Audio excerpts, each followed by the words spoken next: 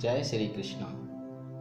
पिछले भाग में हमने चर्चा की थी कि जब संसार के रिश्तों में हम भगवान को लाएंगे तो हमारे रिश्तों में प्रेम अपने आप पनपने लगेगा, क्योंकि हमारे रिश्ते स्वार्थ के होते हैं, रूप रंग पर टिके हुए होते हैं। जब तक हमारे पास धन दौलत है तब तक तो सब अपने हैं, और जरा दुख या विपत्ति आई नहीं कि कोई दूर दूर तक देखने पर भी नजर नहीं आएगा।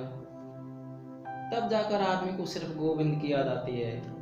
इसलिए तो मैं कहता हूँ कि जीवन में गोविंद को लाओ, जीवन में संत को लाओ, जीवन में सत्संग को लाओ, जिससे कि सिर्फ हमारा और गोविंद का रिश्ता बना रहे। लेकिन हमारे जीवन में भगवान आएंगे कैसे? हमें भगवान का प्रेम कैसे मिलेगा?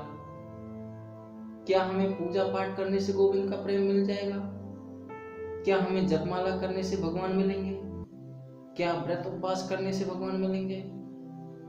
देखो, ये बात बहुत काम की है, इसलिए इसे ध्यान से सुनना। यही तो हम गलती कर देते हैं। हम भगवान को तो मानते हैं, लेकिन भगवान क्या चाहते हैं ये नहीं मानते। और वो हमसे चाहते क्या हैं? इसके लिए गोस्वामी तुलसीदास जी ने बहुत अच्छी बात लिखी है। राम ही केवल प्रेमी प्यारा, जाने लहू जो जान ही हारा। राम ही केवल प्रेम प्यारा, केवल प्रेम, सिर्फ और सिर्फ प्रेम। एक केवल प्रेम ही तो है जिसमें भगवान को बांधा जा सकता है, वरना भला किसी की क्या औकात जो भव बंधन को काटने वाले को अपने बंधन में बांध सके। लेकिन फिर भी एक प्रेमी भक्त के लिए भगवान स्वयं बंधने चले आते हैं। एक प्रेम ही तो है जिसमें दुर्योधन के मेवा त्यागे, सागे बिदुरे घर खाई, सबसे ऊंची प्रेम सगाई। लेकिन इस प्रेम को पाने के लिए हमें विश्वास की आवश्यकता है, हमें समर्पण की आवश्यकता है। एक कैसा विश्वास? एक बहुत लंबे इंतजार की आवश्यकता है, जैसे कि सबरी माता ने किया था। भक्तिमती सबरी के जीवन को देखोगे तो पाओगे कि कैसे वो रोज ब्रह्म मुहूर्त में उठकर झाड़ू लगाकर सारे रास्तों को फूलों से सजाती थी। एक ही आस में, बस एक ही आस थी, चित्रकूट के घाट घाट पे सबरी देखे बाट, राम मेरे कब आएंगे, राम मेरे कब आएंगे। उनको सिर्फ एक ही आशा थी कि आज तो मेरे राम जरूर आएंगे, आज तो मेरे राम जरूर आएंगे। रोज का यही काम था, और अंत में क्या हुआ? भगवान राम को स्वयं दर्शन देने के लिए उनकी कुटिया तक चलकर आना पड़ा। ये एक भक्त प्रेम ही तो है, जिसमें प्रेम के वशीभूत होकर भगवान आए भी, और भगवान ने उनके झूठे बेर भी खाए।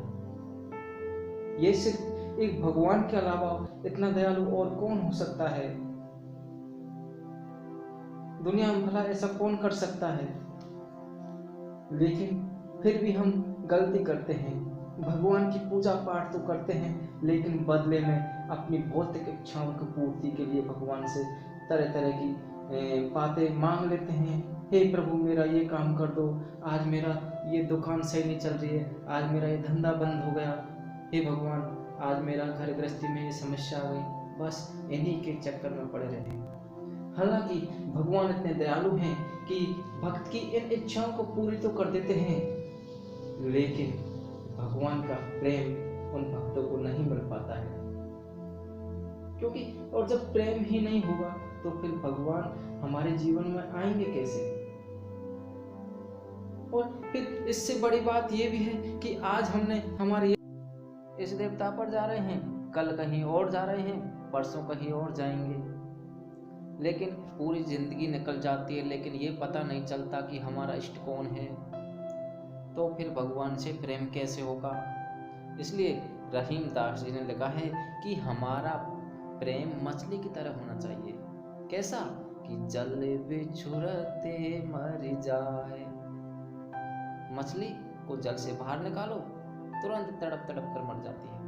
ऐसी ही तड़प हमारी और प्रभु के बीच में होनी चाहिए। इतनी ही तड़प होनी चाहिए, तब जाके प्रभु हमको मिलेंगे, तब जाके प्रभु का प्रेम हमको मिल पाएगा। यहाँ पर तो उल्टा होता है।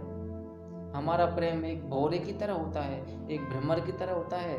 तो फूल पर जब तक ही बैठा रहेगा तब तक उसमें रस है। जैसे ही रस खत्म हुआ नहीं कि भौरा उड़कर दूसरे फूल पे, फिर तीसरे फूल पे। बस ऐसे ही हमारा प्रेम है जगत में। मतलब के हैं, जब तक मतलब निकलेगा तब तक सब अपने हैं। मतलब पूरा हुआ नहीं कि आप जानते हो। इसलिए भगवान को सिर्फ और सिर्फ एक सच्चा प्रेमी भक्त, एक सच्चा प्रेम चाहिए। उस प्रेम के बंधन से ही भगवान बन सकते हैं। तो आज की चर्चा में यहीं विराम देते हैं। फिर कल और हम हरी चर्चा लेकर आएंगे। अगर हमारी हरी चर्चा या सत्संग या प्रवचन आपको अच्छा लगे तो आपसे हाथ जोड़कर निवेदन है कि हमारे चैनल को सब्सक्राइबर जरूर करें। जय श्री कृष्ण।